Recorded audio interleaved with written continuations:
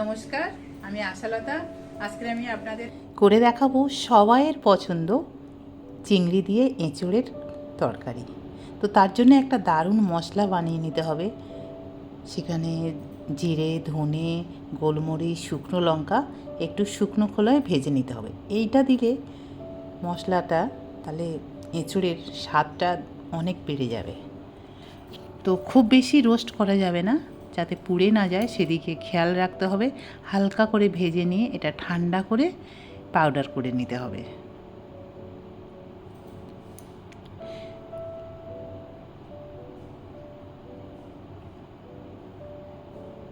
মিহি একটা পাউডার করে নেব। এবারে কড়াইয়ে জল নিয়েছি, জলে দিয়ে দেব নুন, হলুদ দিয়ে ভালো করে এই যে এঁচোড়গুলো কেটে নিয়েছি ডুমো ডুমো করে, একটু বড় করে কেটে নিয়েছি, এইটা এর মধ্যে একটু সিদ্ধ করে নেব।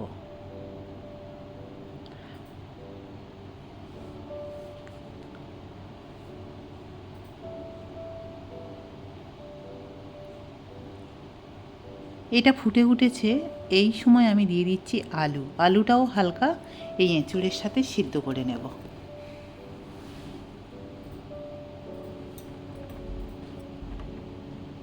এইভাবে সিদ্ধ করে নিলে তাড়াতাড়ি রান্নাও হয় আর খুব মাখা মাখাও হয়, তরকারিটা খেতে দারুণ লাগে। এবারে একটা কড়াইয়ে তেল দিয়ে দিচ্ছি, সর্ষের তেল। এবারে এই সিদ্ধ করে রাখা আলুগুলো একটু হালকা ভেজে নেব।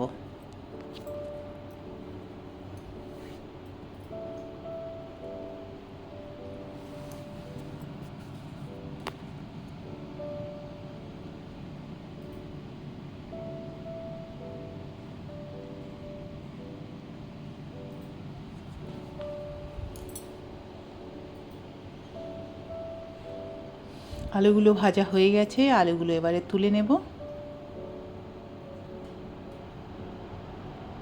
এবারে এই তেলের মধ্যে আবার এঁচোড়টাও একটু ভেজে নেব।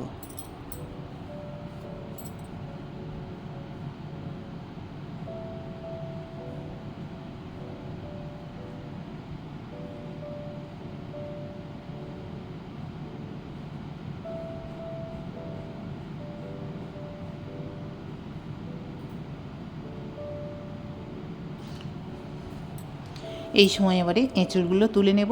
খুব বেশি ভাজার দরকার নেই, একটু যখন রং ধরবে সোনালি কালার সেই সময় এটা তুলে নিতে হবে। এঁচোড় আর আলু ভাজা হয়ে গেল, এবারে চিংড়িটাও এই তেলের মধ্যে ভেজে নেব। চিংড়ি বেশিক্ষণ ভাজা যাবে না। এবারে নুন আর হলুদ দিয়ে দেবো। চিংড়ি কিন্তু একটু বেশি ভাজলে এটা অনেক শক্ত হয়ে যায়, সেই জন্য বেশি এটা ভাজলে চলবে না। 1 থেকে 2 মিনিট ভাজলে এটা হয়ে যাবে। মোটামুটি চিংড়ির একটা রং এসে গেলে তখনই চিংড়িগুলো তুলে নিতে হবে।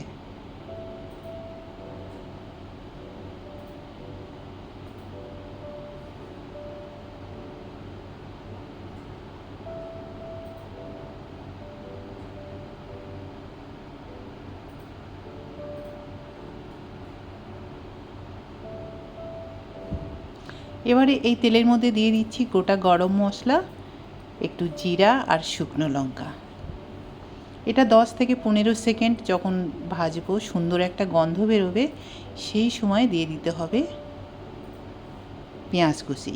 এখানে আমি 3টে মিডিয়াম সাইজের পেঁয়াজ নিয়েছি, ছোট ছোট করে কেটে নিয়েছি। এবারে এইটা ভেজে নেব। পেঁয়াজটা ভালো মতন ভাজা হয়ে গেলে এবারে দিয়ে দিচ্ছি আদা, রসুন আর কাঁচা লঙ্কা একসাথে বেটে নিয়েছি, সেটা দিয়ে দিলাম।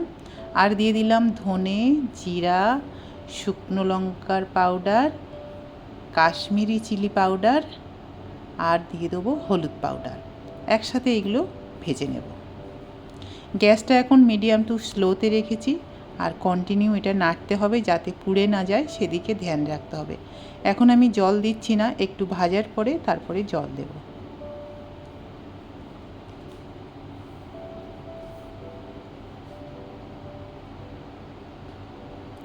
মশলাটা ভাজা ভাজা হয়ে গেছে, এই সময় দিয়ে দেব টমেটো বাটা।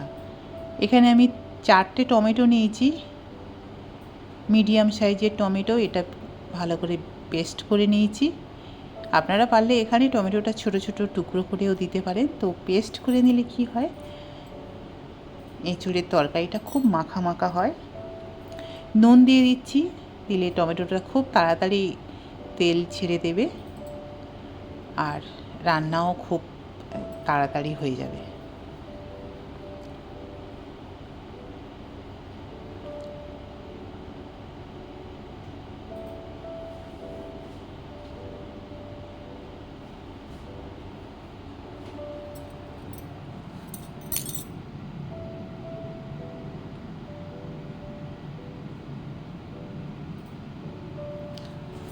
এবারে একটু মশলা ধোয়ার জল দিয়ে দিলাম, বেশি জল দিচ্ছি না যাতে তলায় না লেগে যায়, সেই জন্য একটু জল দিলাম। দিয়ে আবার ভালো করে মশলাটা কষতে হবে।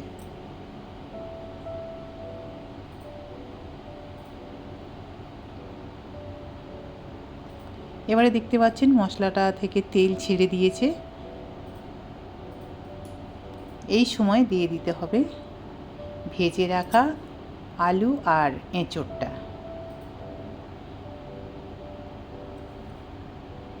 এবারে আমাদের রান্না করতে বেশি সময় লাগবে না, যেহেতু আলু আর এঁচোড়টা সিদ্ধ করা আছে। এবারে শুধু একটু মশলার সাথে মিশিয়ে নেব।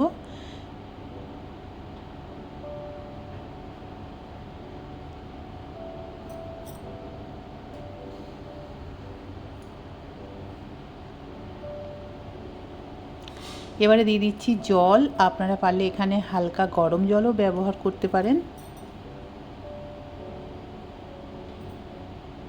দিয়ে ভালো করে এটা মিশিয়ে নেব।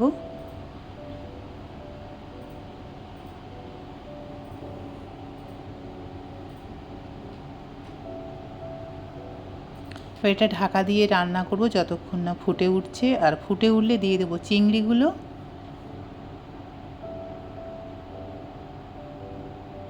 চিংড়ি দিয়ে আরও 4-5 মিনিট এটা আমি রান্না করব। এখন মিডিয়াম টু স্লো গ্যাসে।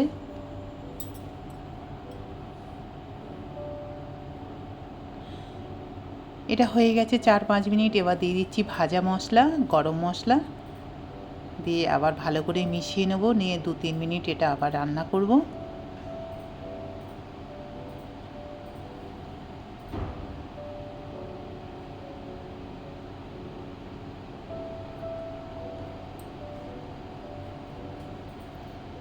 এটা 2-3 মিনিট হয়ে গেছে। এবারে নামানোর আগে দিয়ে দেবো ঘি।